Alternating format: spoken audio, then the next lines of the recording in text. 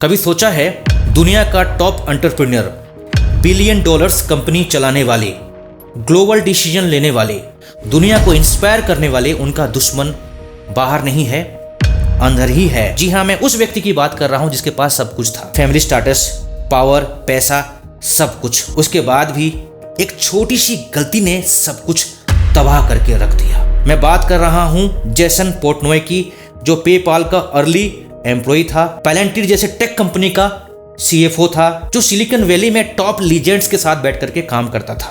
वो लीजेंड्स कोई और नहीं, Elon Musk, Peter Thiel, Reid Hoffman, लिशेन, बहुत सारे ऐसे लोग थे।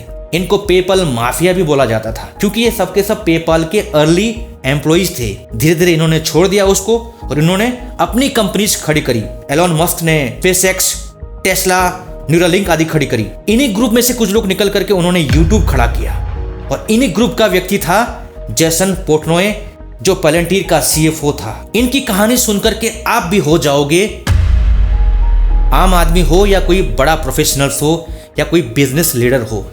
देखो, स्ट्रेस तो आम बात है। हो सकता है कंपनी का कोई डेडलाइन हो, कोई प्रेशर हो, उसको ये झेल नहीं सके, कुछ स्ट्रेस में चल रहे थे। एक दिन इन्होंने डिसाइड किया, चलिए थोड़ा सा यार पॉर्न देख लेते हैं। उन्होंने एक दिन देख लिया, काम नहीं चला। दूसरे दिन देखा, काम नहीं चला। तीसरे दिन देखा, काम नहीं चला। देखते देखते ये हैबिट कब एडिक्शन में बदल गई पता तक नहीं चल पाया।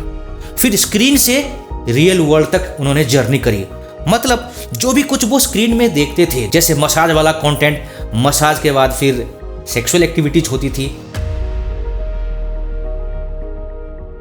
वैसे ही उन्होंने अपनी लाइफ में इंप्लीमेंट करने की कोशिश करी।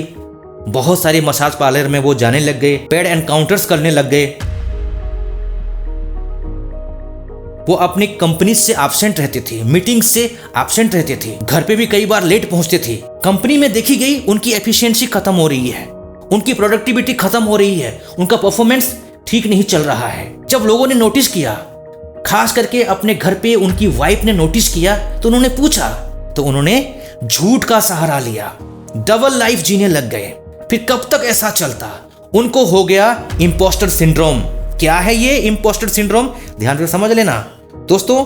अगर आपके पास अचीवमेंट है, आपके पास बहुत सक्सेस है, बहुत पावर है और पैसा है, फिर भी जब आप आईने में अपने आप को देखते हैं तो ऐसा महसूस होता है जैसे कि मैं एक फ्रॉड हूं। अपनी अंतरात्मा कहती है कभी ना कभी लोग मुझे पहचान जाएंगे कि मैं अंदर ही अंदर क्या कर रहा हूँ, रात को क्या कर रहा हूँ, कहाँ जा रहा हूँ, मैं अपने पावर को मिसयूज कर रहा हूँ, कभी ना कभी लोग डिस्कवर कर लेंगे। इसको बोलते हैं इंपोस्टर सिंड्रोम। हुआ भी ऐसा, एक दिन वो एक्सपोज हो गए, उनकी पत्नी को पता चला, उनकी पत्नी के सामने उनका सिर नीचे हो गया, उनकी पत्नी का दिल टूट गया हमेशा के लिए। वो कह रहे हैं कि उस दिन मैं अपनी मैरिज को लॉस नहीं कर रहा था, उस दिन मैं अपने लाइफ का सबसे प्योर वाला पार्ट उसको लॉस कर रहा था। I wasn't happy, maybe fleeting moments of pleasure, but really at the end of the day I was embarrassed, I felt guilty, I felt ashamed, and those are very heavy energies to carry around. उन्होंने कहा मैं दुनिया को lead कर रहा था लेकिन अपने आप को लीड नहीं कर पाया। मैं दुनिया की नजर से एक हीरो था पर अपनी नजर में एक जीरो हो गया था। उन्होंने पब्लिकली कन्फेस किया है, एडिक्शन एक कैंसर की तरह उनके फोकस को, कॉन्फिडेंस को खा चुका था। वो कुछ नहीं कर पा रहे थे। एक एक रात बीतना उनके लिए बहुत मुश्किल था। हर रात बहुत ही रिग्रेट से स्पेंड होती थी, सेम में स्पेंड होती थी।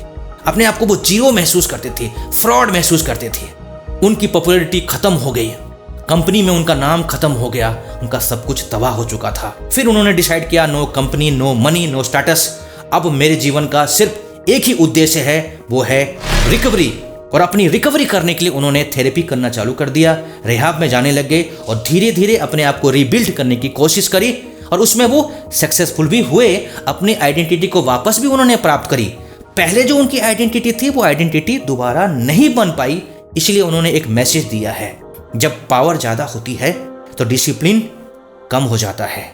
जब डिसिप्लिन कम हो जाता है तो सिस्टम धीरे धीरे चलता है, फिर आपको साइलेंटली वो डैमेज करने लग जाता है। इसलिए सावधान रहें।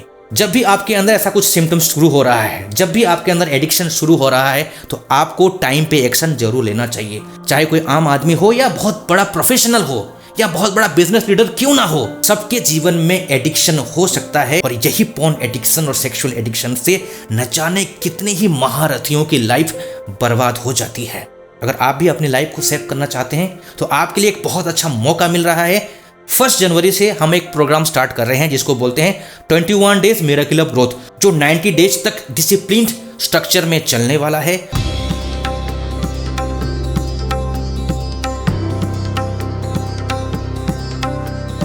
उस प्रोग्राम के माध्यम से आप अपने कोर प्रॉब्लम को अच्छी तरीके से आइडेंटिफाई करते हो, अपने आप को डिस्कवर करते हो, अपनी एनर्जी को रिक्लेम करते हो, अपने आप को ट्रांसफॉर्म करते हो।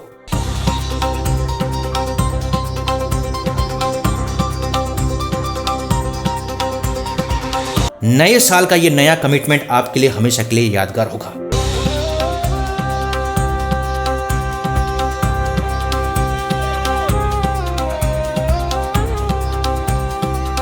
अगर आप इसको मिस कर देते हैं तो हो सकता है आपका पूरा साल बर्बाद चला जाए।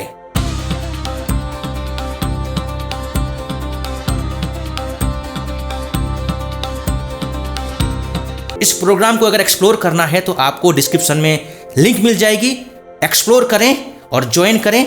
All the very best.